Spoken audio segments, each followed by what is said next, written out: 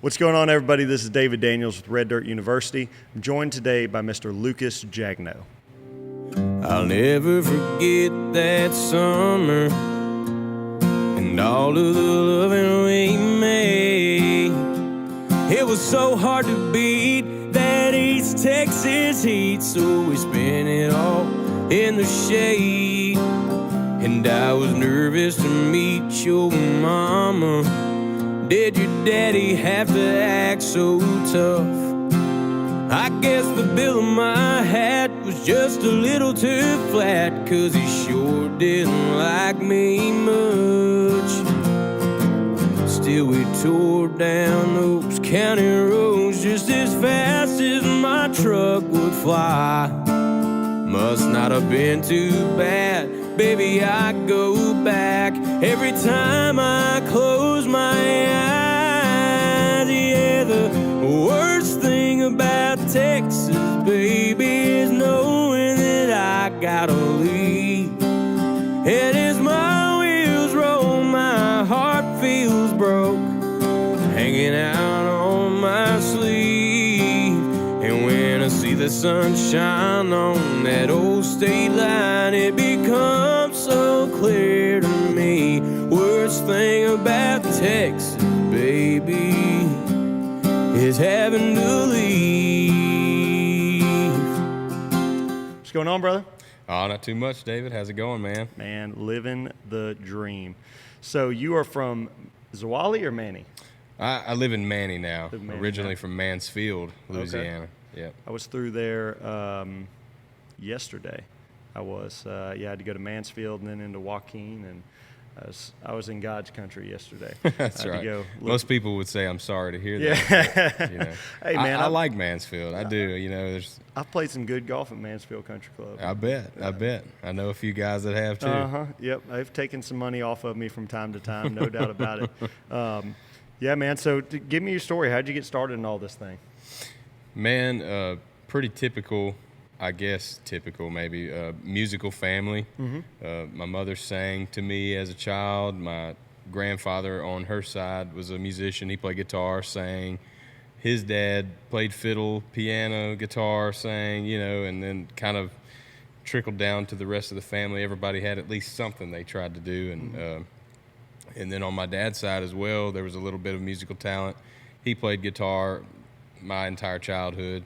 And then I've heard stories. I don't know him personally, but my great-grandfather on my dad's side was an accordion player, Cajun musician, you know. So really just singing my entire life, and then coming up into it as a young man, 16, 17 years old, I wanted to make music and create. So saw a guy named Dennis Bell, which is my bass player, Bates Bell's dad. He played some piano for us one night when we were over at his house and sang a song, and I'm like, man, that's what I want to do. And so I got a piano, little bitty 76 key keyboard for Christmas, you know. And then I think probably a few months, maybe a year, no more than a year later, my grandfather gave me a guitar, and I started, you know, just learning. And that's awesome, man. You know, I love hearing that come from a musical family.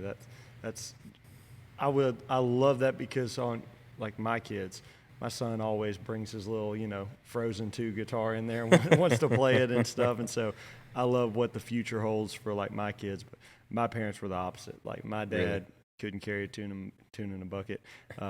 He's passed on, so I can say that. My mom, I can't talk about her, but she hasn't been on too many stages yet. But she's pretty, so that's all that matters. But I wish but, you I know, was. yeah, I know, right? But you know, I mean, my sister sings. I play music and stuff, but that's pretty much it on my end. So I just think that's so cool, growing up playing with the family and everything, man. I guess, like, Thanksgivings must be pretty cool. Everybody just sit around picking and grinning. Right. You know, I don't want them to take it the wrong way, but sometimes it can get annoying, you know, when you just want to get together and eat or something. Right, and they're everybody like, wants to hey, you sing. got your guitar? And I'm like, yeah, I did. I brought it because I knew you'd be mad if I didn't, but, you know. That's right. But, yeah, that was a lot of, before I even got started performing live with a band or anything like that, that was it. That was sitting down, playing in front of the room full of people that you knew were probably judging you the most, you know, because they were so ingrained into the music, you know. So it's funny you say that, because I said for a long time I would feel much more comfortable singing to a room of 1,500, 2,000 people than I would be playing to a room of 6. Yeah.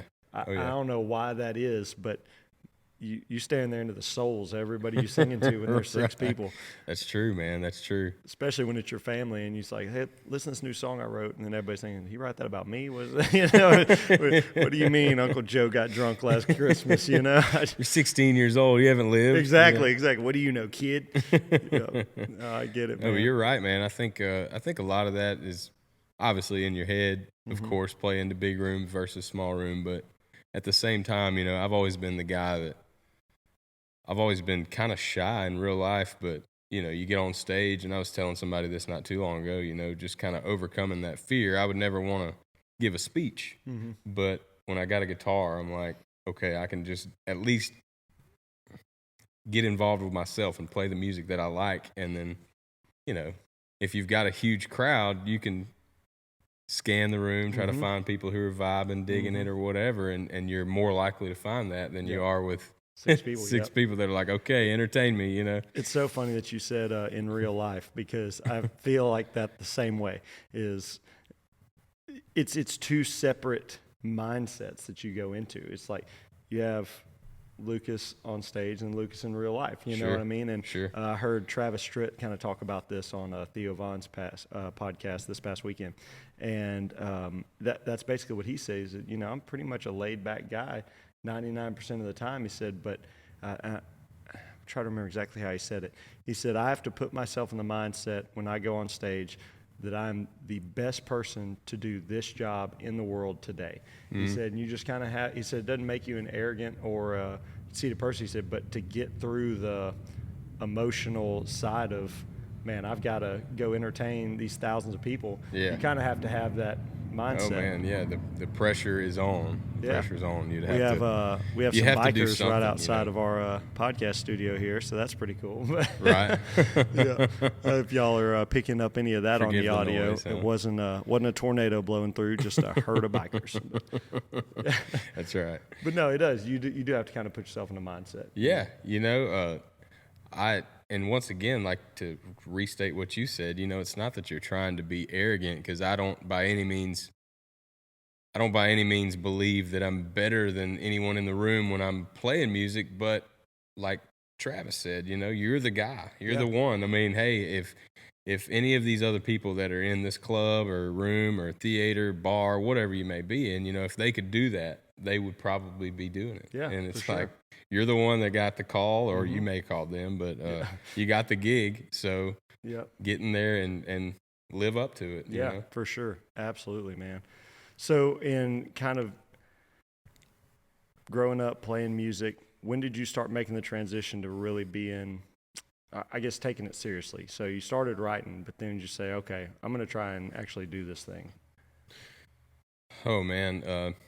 So I got involved with a band I guess I was probably 19, so a couple of years after I even started playing guitar for real, got involved with a band that really, I was the only guitar player aside from the front man. He played rhythm guitar, so we had no lead without me learning something, and I was just a baby in the in the music business. So every lick that I learned was basically me trial and error and how to be a lead guitar player. And he would often, every 2 or 3 songs, throw me one and say, you do one. So I got to be the lead man on the guitar for his music. And then when it came my turn, I got to present things to the crowd. And I was saying a very similar story in another podcast I was on, but that kind of died down with the bookings. At least it wasn't very busy. Those guys, we all were working day jobs. They were older than me, so they weren't interested in really pursuing a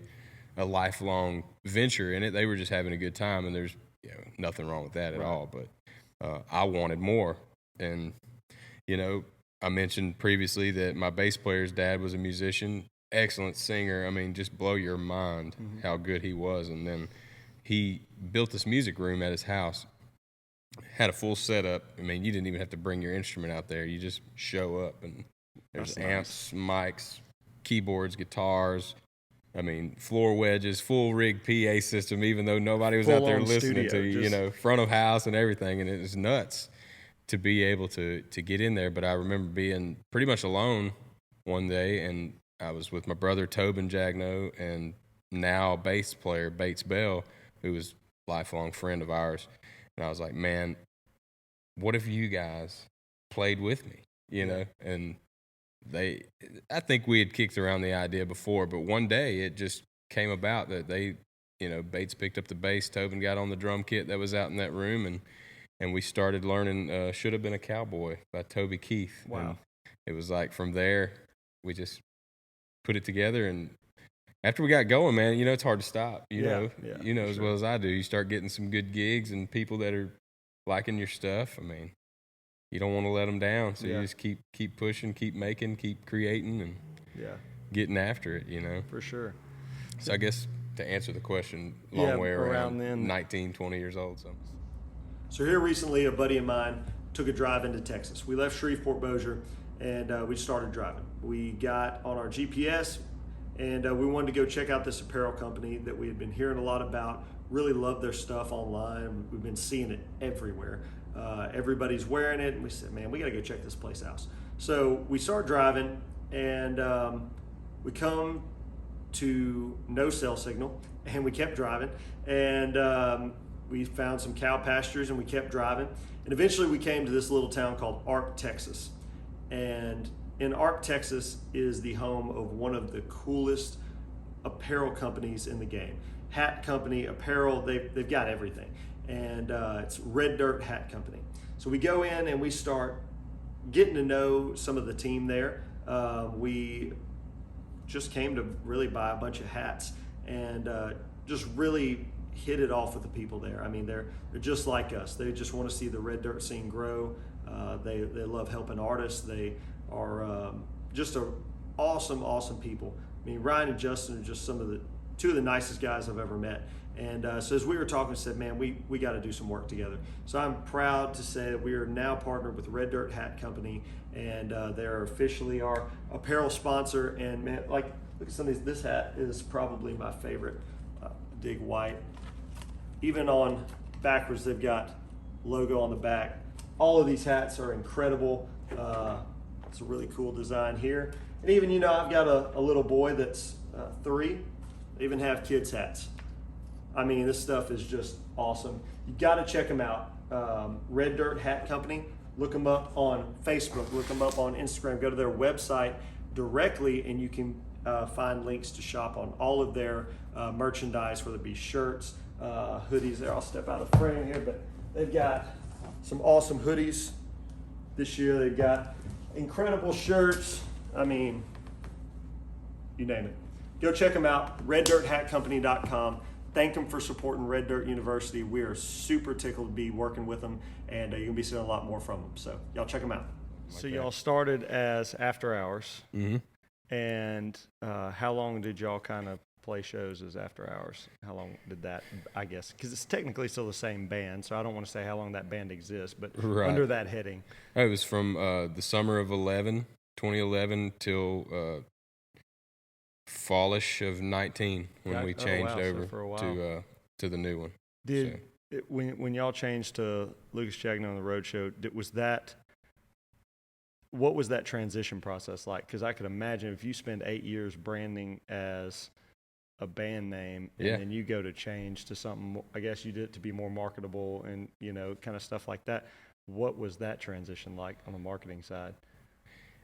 I would say the initial emotion was kind of scary, like you said, you put so much time and effort into the logos, the colors, the schemes, the look, the vibe that you give off. And we knew from releasing music, we had put music out, we did an album, we did a single as After Hours, and obviously it's a pretty typical band name, so we ended up running into some streaming issues with another group called After Hours out of the UK. They were like a hip hop group. Oh. And everything, like if you searched us on Pandora and then Spotify started coming into the picture too, you started searching us on Spotify, well, you may pull up some of their music. And it was like, man, this is a headache because we don't want people finding them. No offense, hey, by all means, do your thing. But if you're looking for me, I want you to find me. And there's an opera singer. He's a countertenor opera singer that's like Hall of Fame popular, named David Daniels. So if you look up on YouTube, David Daniels, you'll see almost nothing of mine, but you will see, like 100,000 views, 2 million views. This guy is... But here's the worst part. This guy got busted the other day for some type of like sex crime. And hang on, I'm going to look it up. Oh, man. I'm telling you, it was just the other day. And I can't remember what happened because I'm like, oh, great. Now I ain't got to deal with him being an opera singer. Now when people view David Daniels, here we go. This was March of 2020. David Daniels, a professor of voice and one of the world's leading countertenors, was dismissed 1 year after he and his husband were charged with sexually assaulting another singer. So we've got that kind of hanging over. There he is. What a gem. Wow, man. Yeah. Countertenor, huh? Yeah. I would have never put that to his face. Yeah, I didn't either. So I didn't know that his husband was involved too. But there's a lot of stuff going on with the David Daniels name that I don't want to be any part of. So right. I understand where you're coming from. 100%. Even more than I do. No, it's been interesting. Yeah, but yeah, man, we knew it had to happen. Obviously, you want to be marketable, you want to be exclusive, you want to be searchable, findable. Google, everything is the internet these days. Social media. Google, YouTube, you name it. Everybody, when's the last time you heard about somebody just on the radio or something never. that, But when was the last time you listened to the radio? You know what I'm saying? It's like, right. At least in our neck of the woods, we have Z1075 out of like Ruston, Monroe area. Yeah. And, they'll do some, red dirt stuff. But until you get into across the state line, there's nobody out here playing it other than Saturday night where I think they stream in Buddy Logan. Yeah. Yeah. But there's nothing really to listen to out here. So, but everybody that I know still is massive Red Dirt fans. So right. Still, you just got to rely on Spotify and Apple Music and all those streaming platforms, I guess, which other than listening to Z1075, I couldn't tell you last time I listened to the radio. If I was in Texas, I'd be listening to Ranch or something like that. They got more stations out there, but there's just not a lot of options out here. So it makes it even more difficult. And like you were saying, all the different platforms, but you have to be everywhere. Yeah. Just to get a chance at somebody coming across what you're doing. That one guy, that one girl, that whoever, they may not. For instance, I was not a Spotify guy for years. I was Pandora. Really? That's what I listened to. Mm-hmm. I'd turn it on, Red Dirt or Texas or, whatever I wanted to hear. Mm-hmm. I would flip onto it, whether it may be Mark Will's greatest hits radio. Yeah. Who knows? But that person out there who may not be going with the flow that everyone else is going with may find you, and that may be the person that loves you and wants to travel 6 hours to come see your show. So. Yeah, Joey Greer last week told me something, or earlier this week actually, told me something on the podcast that I thought was great. He said, everywhere I go, I try to make 10 fans. He said, it doesn't matter how many people there, I try to make 10 fans. And I said, that's a pretty good way of thinking about it. And it's the same way even with radios. If when you're putting something out, like you said, if just one person hears it and they're like, man, I love what this guy's doing, that person will fight for you till they're blue in the face. They'll be at every show. They're going to be the person buying your merch. They're going to be the person sending it to their friends. And one person like that is worth 1,000 that just heard you on the radio. Sure. You definitely got to be everywhere, no doubt about it. And I think that you understand that, which anybody that's in this scene definitely understands it. But that I know personally, you definitely get the importance of the marketing side and all the work that takes. Like, posting the other day, you guys are going to be in Houston in a few weeks. Yeah. And then you're going to be, in Amarillo? Did I see that too? No. I think you were just making a post about it. That's what it was. I think you were referring to a song or something on that. Oh, man, there's no telling. Yeah, it was something on your Facebook. I seen something I couldn't remember what it was. But I said, man, this daggum Lucas is all over the place. Well, the tricky thing about our social media, and I'll give everybody a little nugget of info, is sometimes Tobin is Lucas Jagneaux. So it can be, So there it is. sometimes he says things that I don't know he said. Yeah. But, we're for the most part, I mean, from the start till now, we've always been very like-minded when it comes to how we should do things. And I mean, so I trust him to make posts and post things like that. And he's more diligent with it than I am for sure. But, we try to get around in some of those shows like that. It's a big thing to be able to get a headlining slot at a venue that basically, man, they're taking a chance, because they don't know if anybody's coming. Yep. I can't guarantee anybody's coming, so it's like if you've never played in the city, how can you guarantee? So Right. you're relying on those Spotify streams, on the Pandora, just reaching out there. Oh yeah, absolutely, man. And do you find yourself promoting more for shows like that in markets where you're a little uncertain? I would think so. Yeah. Just simply. Same kind of deal, yeah.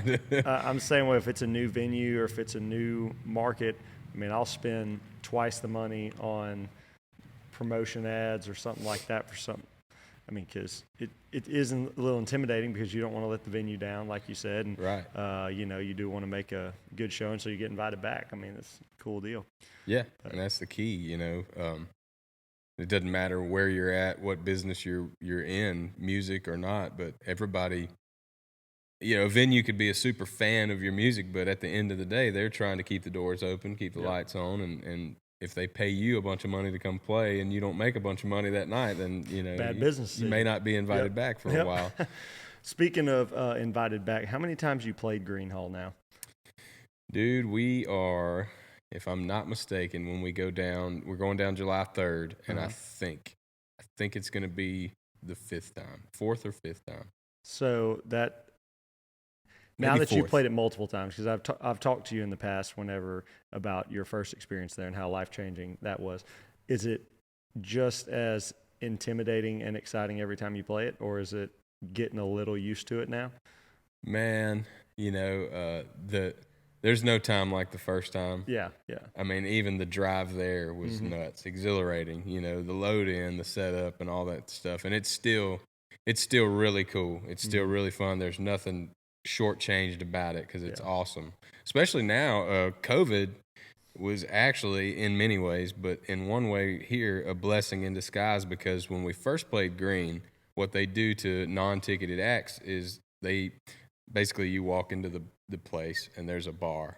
Well, there's a door on the side of the bar, and once you round that door, there's just a blank area in the floor where they would put the bands there that had not, you're not a ticketed headline, performance. People are just showing up as they come. Yeah. But all the audience turns around and looks at the small time bands up against the bar. Well, COVID, enforced this 6-foot rule. So they started putting us on the stage. Oh, and nice. That was pretty cool, man. It's like, so by default, you had to play the main stage. right, I like it. Yeah. So I like it. We've been on it twice now, and hopefully when we go back, we're still on it. But you know what? Either way, it's Gruene Hall. It's cool. Yeah, man. If you're anything like me and my group of friends, you're probably pretty busy all the time. Whether it's planning around t-ball and cheer, and or if you're a student and you've got school and trying to still find time to build some relationships with your friends, and just scheduling in time for yourself can be pretty tough sometimes. So I'm sure you've already got it planned out. This is the next concert I'm going to. I already got my tickets booked. I'm scratching off the days. I love that anticipation of knowing that there's a big event coming up and I can't wait for it. I love it. Whenever it finally gets there, I know what I'm ready for. I'm going to relax, have a great drink, and listen to some great music. So that's why we have been really excited to partner with Bud Light. They are proud to support our podcast. They love the Red Dirt scene. They are excited about how we're helping educate the community about Red Dirt music, and they want to help see it grow. So I can guarantee the next time I'm out at a concert, I'm going to support them back. I'm going to grab a Bud Light and support people that are supporting our music scene. It's what I love about Red Dirt Music. It's a loyal fan base. We all support each other. And so really excited to do that, and proud to be partnering with them in this venture. So y'all help me out, support Bud Light, and grab a 12-pack today. That's awesome. So you've got to play all kinds of cool venues. What's next on the bucket list of, like, man, if I could play anywhere, this would be one of the spots that I want to go play? Man, if you're shooting for the stars, I would say I've seen a couple videos from Childers. Shane Smith and the Saints just played there, but Red Rocks Amphitheater. I was about to say, I bet that's the one. Oh, man. What a glorious looking place. I'd Yeah. probably play there alone. Yeah. I'd probably play there alone. And cry. Just, yeah.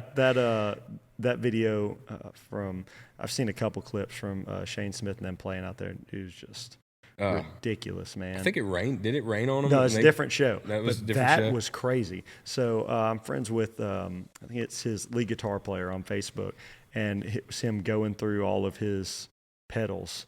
And he's like, somehow all my pedals work. But literally, when that rain happened, it knocked out half of their equipment.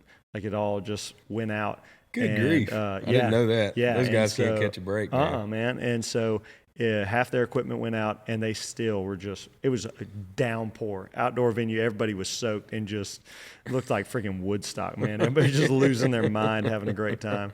But what performers, just to not quit and keep going. And that they are. I got to hear them in Hutto, Texas one time at the Coke Fest. We went out there for the weekend. It was right before COVID. I like how we reference everything around COVID, like pre or after. But it was right before COVID, and we went out there, and it was them, Parker, I think Chris Colston played. Kojo played the night before. Joe Diffie played. It was like one of the last shows that he played. So there was like unbelievable lineup that weekend. But that was the first time I'd got to hear Shane and them live. Man, them guys bring it. Dude, they do. And I was telling somebody this not too terribly long ago, that I had heard of them. I had heard their music. Had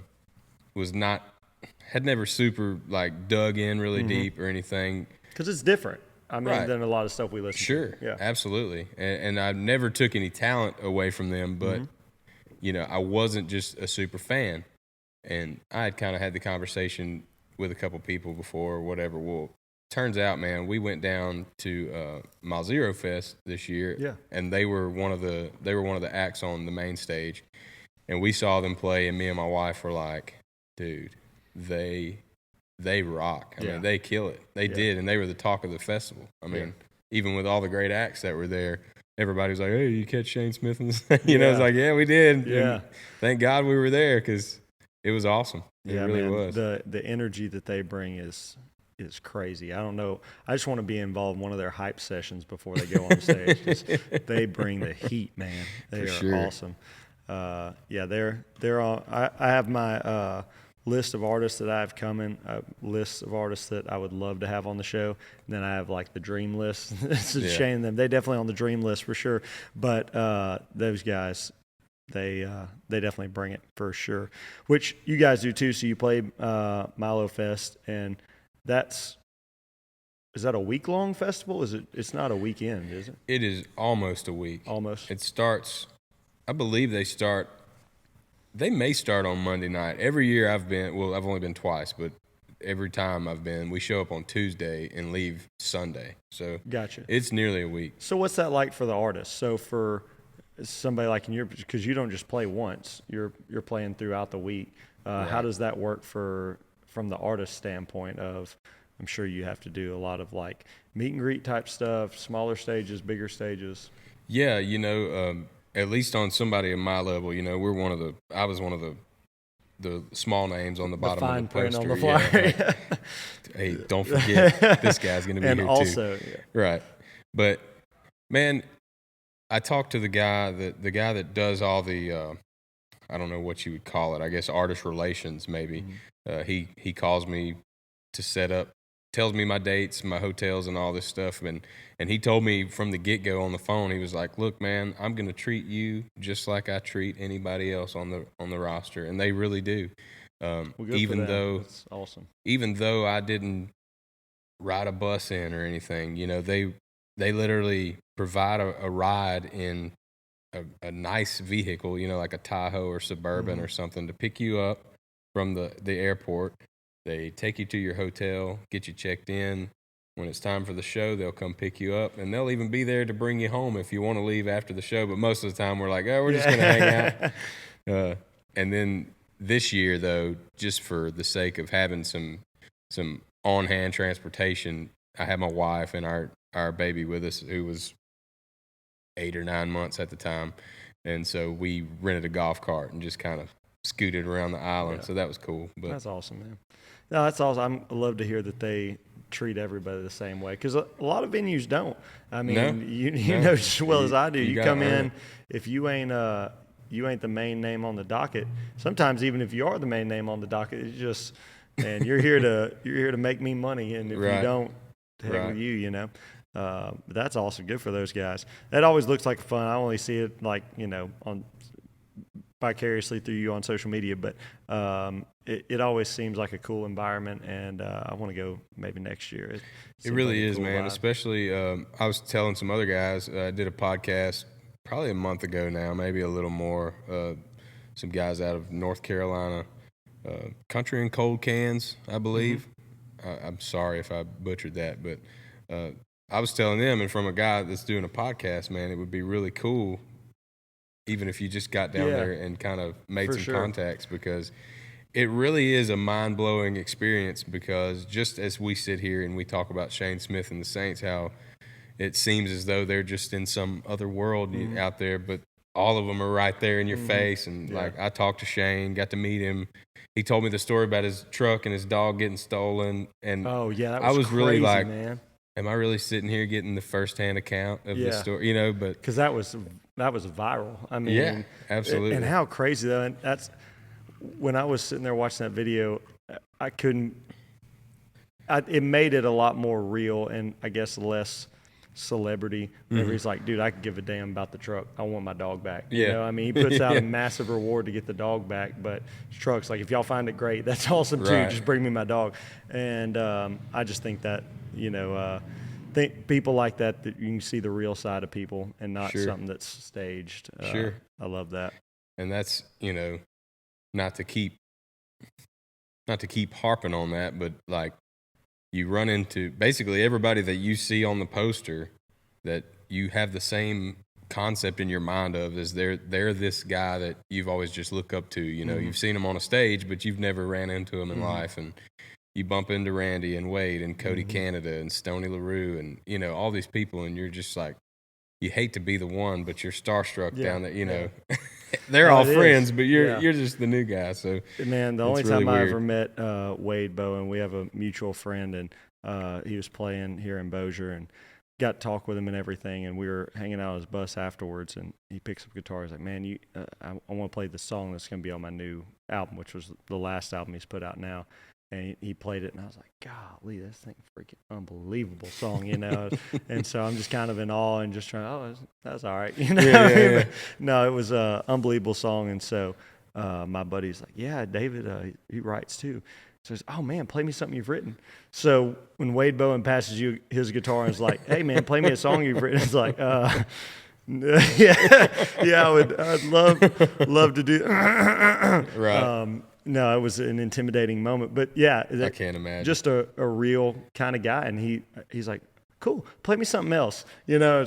Okay, so I played him a couple of songs, and then he played a couple, and I finally played one. He's like, I like that one. He's like, here's what you need to do with that. And then so he sits down and said, I think you're giving away too much at the beginning. He said, you need to hold back on the hook there. He said, now hold back a little bit. And so he starts walking me through, you know, structuring the song up.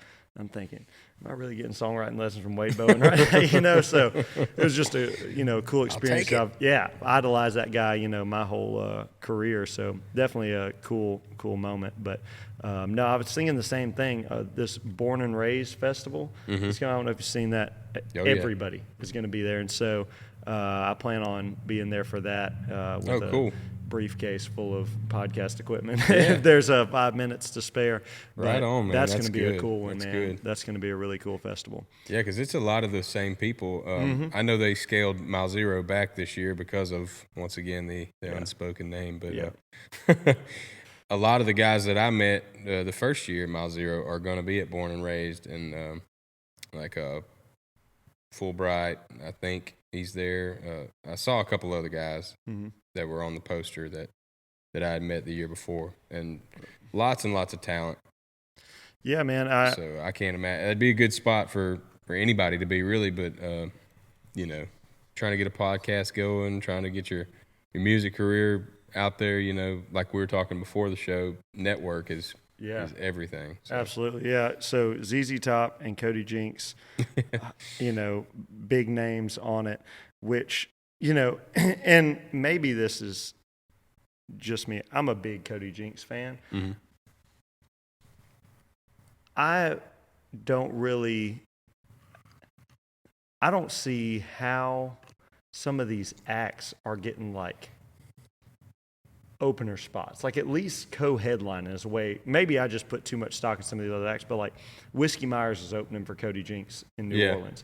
I'm thinking, man, if that's not a co-headline event, I don't know what is. You know what I mean? Right. But how do you co-headline something like this? Like, I mean, the second line bands is Blackberry Smoke, Randy Rogers, and Parker. You know what I mean? So you got Jason Boland's going to be there, Wade, Zach Bryan, William Clark Green, Cody Canada's coming. There's Shane Smith, Colby, Flatland, Corey Kent. I mean, Corey's blowing up right now, and he's bottom of the poster, So it's going to be some studs playing there for sure. Absolutely, man. Yeah. They and like you said, Blackberry Smoke. I mean, they were the headliner of the event at Mile Zero Fest, I believe, the last night. Yeah.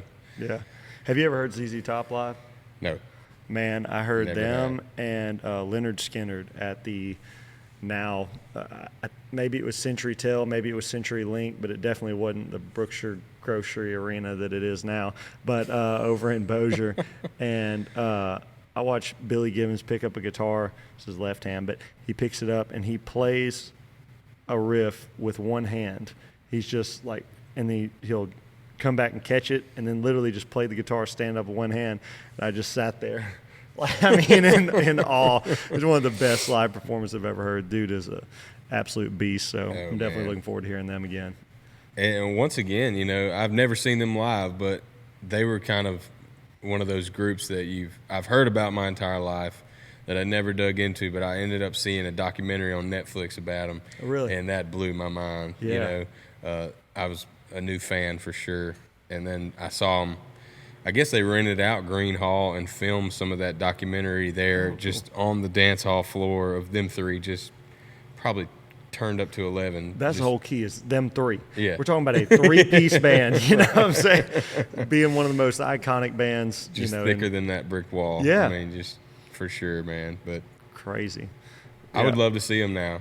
All that to say that I would love to catch them, because they're awesome. Yeah, man, absolutely. Well, talking about how you got into Milo Fest, so Texas Music Pickers Songwriting Contest kind of, I guess, opened the door for that. Walk me through kind of how, is that open those connections, or is that unrelated? Am I missing that? No, it was absolutely related, because the lady that pretty much has been my one of my very good friends, I'll go ahead and say her name, is Kim Bryan, and she was a judge for Texas Music Pickers. Oh, gotcha. She's ahead of the media, the promo, and all these, probably way more things than I could count for Mile Zero Fest. All the posters, the videos, the pictures, the social media, very heavily involved in that. And she was a judge. Well, the first round I made it through, and then the main guy over the festival came down with Kim to the final round, and she was kind of giving him the rundown on, who she thought was going to win it, blah, blah, blah, whatever. I can't remember exactly what she said, but when I I guess because the final round they did a semifinal and then a final like immediately the same night because there were but 5 of us left I think. Yeah. You know, and when unknown to me I was playing the last song of the night. That the worst thing about Texas is what I played last. That ultimately they gave me the first place on. She had told the main guy that they needed to bring me on, and so they came up on stage.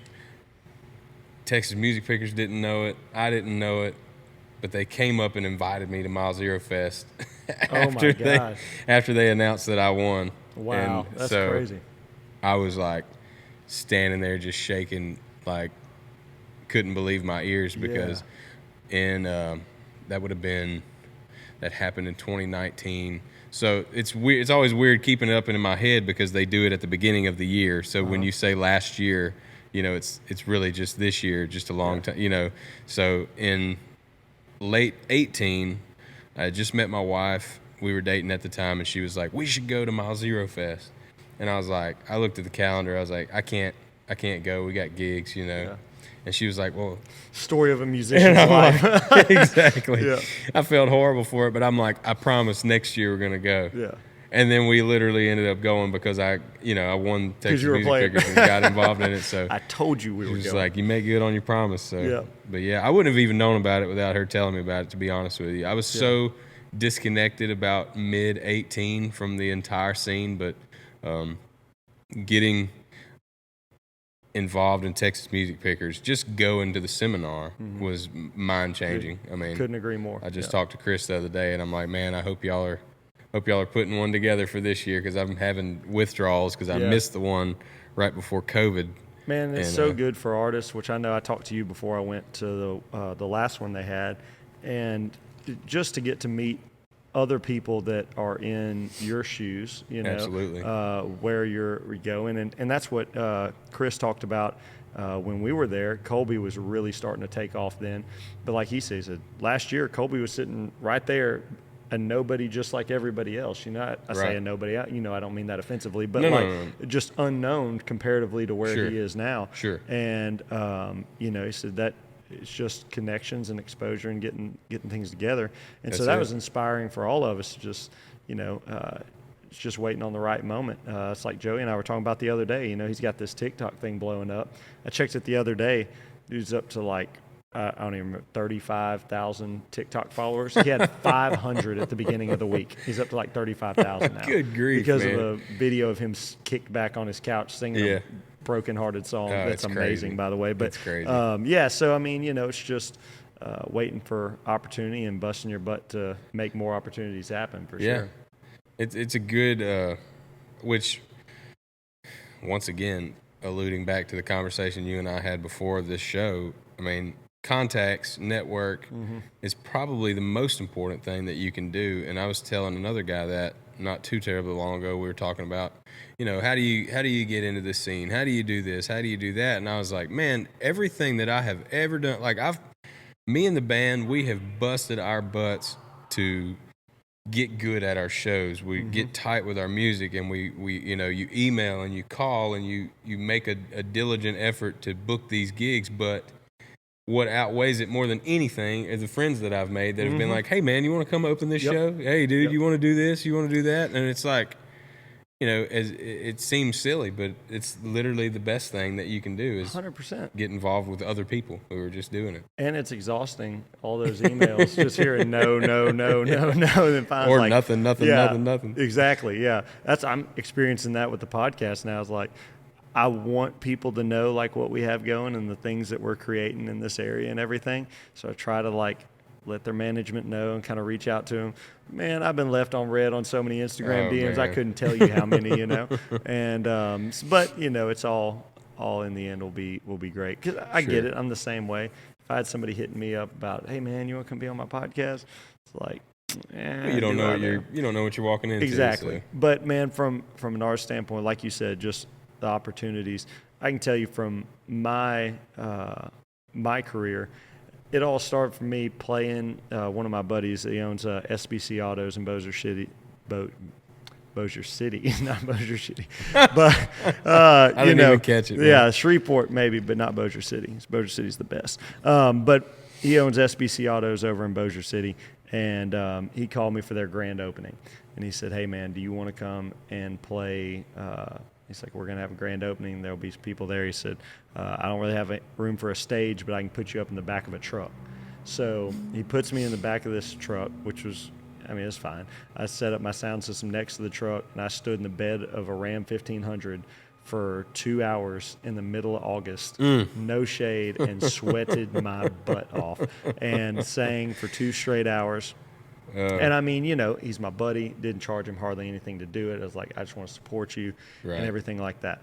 Well, that day, I met the guys that own Bojack's because they catered it.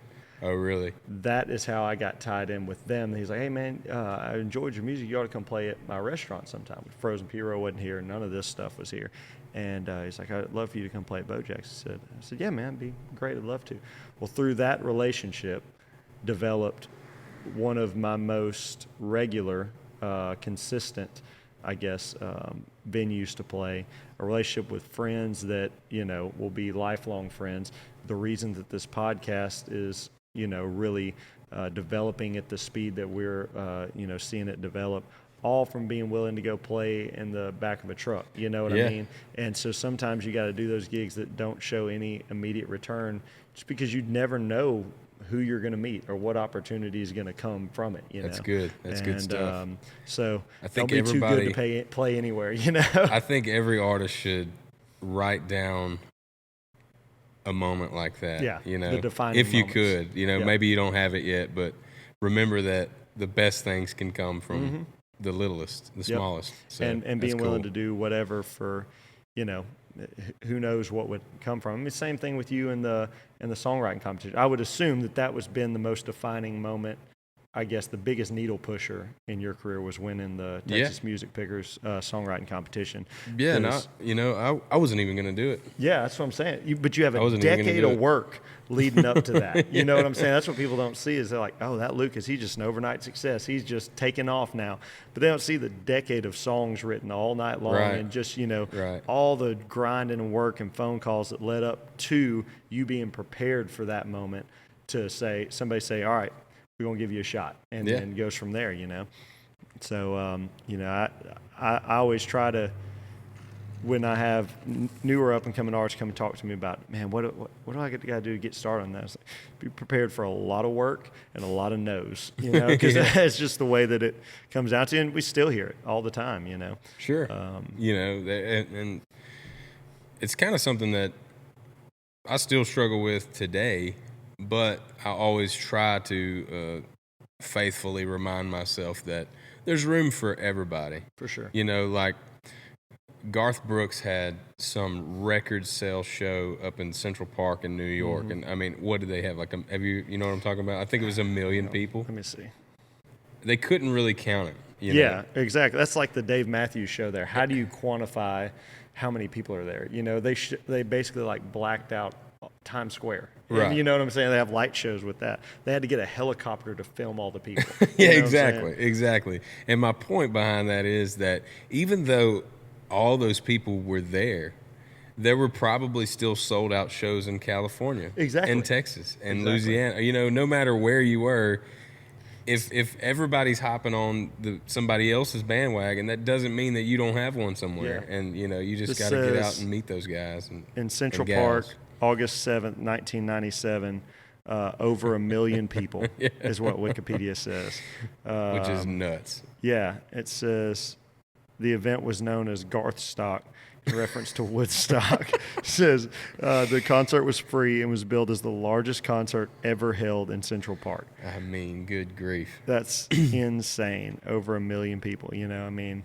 But yeah, like you said, there's still going to be people that are going to have artists play, and there was probably bars that had, you know, packed house. Yeah, had a David Daniels on stage playing the 7 people in New York that weren't in Central Park. You know, it's not a good night to be in New York. It sucks to be on stage that night. It might have been okay to be, you know, L.A. Yeah, absolutely. But all that to say, you know, you can't take it personally when you get the no's, because as cliche as it sounds, one no is a yes somewhere else. That's right. And I mean, That's right. You just got to find those yeses. Absolutely. Well, brother, tell people where they can find your music, find out where you're going to be, and all that kind of stuff. So, music-wise, you can check us out on Spotify, iTunes. You can download iTunes. You can stream us on Apple Music. We're on Pandora. I guess Google Play, any of those Amazon outlets that you download and stream from, pretty much anywhere you do your thing from. And then social media, of course. Facebook is Lucas Jagneaux Music. That's Jagneaux. It's a lot easier to say than it is to spell. Yeah. But how often do you get introduced incorrectly? It's cut down a good bit lately because people asked me before, you know. Okay. But everybody that's ever just attempted it without asking is pretty much. Yeah. I've gotten some butchered sounds coming from my last name. I can imagine. Well, I am thrilled that you were here with us, man. Excited to get to play some shows with you tonight. We got gonna be fun. Playing 2 shows tonight, so we're going to be busy and rolling with that. And I guess we're going to go ahead and get ready for that directly. But you want to play a song before we cut out? Sure thing. Grab your guitar and I'll do it. We'll do that. While Lucas is getting his guitar, I will take a minute just to thank Margaritaville Resort and Casino for being our hotel sponsor. Even though Lucas is a local boy and did not have to take advantage of their services today, we are appreciative of them. And if you're in the Shreveport-Bossier area, we do recommend going and staying with them and having a little fun there on their premises. I can tell you that Mr. Joey Greer and I, we got our fun in after our show the other night. Did we Joey had a get great to stay time. there? Yeah, he stayed, and man, he was putting it on Instagram and everything. And whenever we got done, I said, Joey, you ever played roulette? He said, I think I've seen it. I said, this is gonna be fun. And so he puts down $5. Lucky some gun won $170 on the first freaking spin. Man. I said, you about lucky. I said, I need you to telling rub up against me or something. TikTok and then yeah. roulette. You So know? I said, we head to the Powerball store right now. Head to the gas station. You picking all the numbers. But that's hilarious. Well, cool, man. Well, what you gonna play for us? I'm gonna fix your mic a little bit. Man, I think I'm going to play a song called Dallas. This was written by myself and my brother Tobin Jagneaux. Right now, it is set to be our next single that we're going to put out. We're still working on a few ins and outs and getting it ready, but he started the song. I helped him finish it, and I hope y'all like it.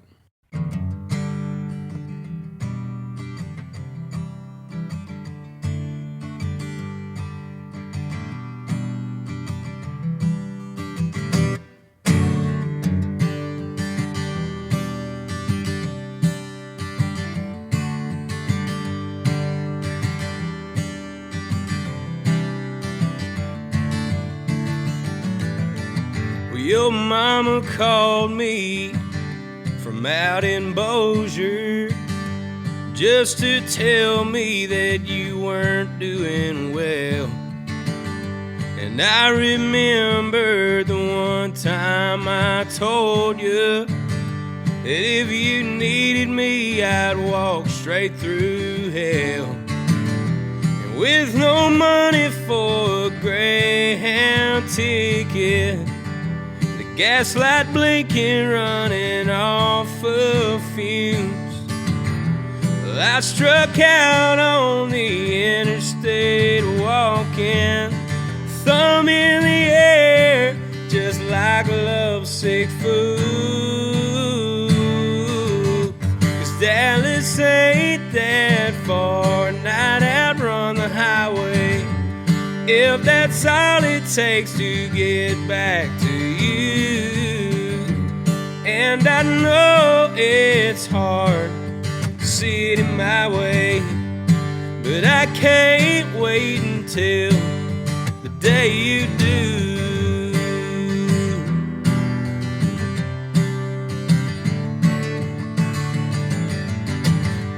Another truck stop, another coffee, and a borrowed cigarette that ended way too soon. Well, Well, I'm out here living like a kid stuck in his 20s, but I look 36 and I'm feeling blue. And with no second chance for starting over, I'm far too far along for turning back now. With every county line, girl, I'm getting closer to taking you in my arms. I can almost feel it now. Dallas ain't that far, and I'd outrun the highway if that's all it takes to get back to you. And I know it's hard seeing it my way, but I can't wait until the day you do.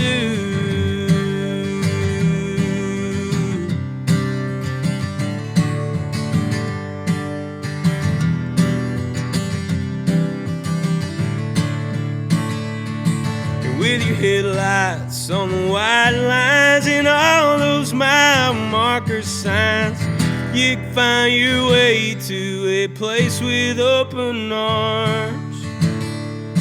And from the motels by the highway to the mailbox in your driveway, every love you meet, it has a chance to break your heart. But Dallas ain't that far. No, it ain't that far.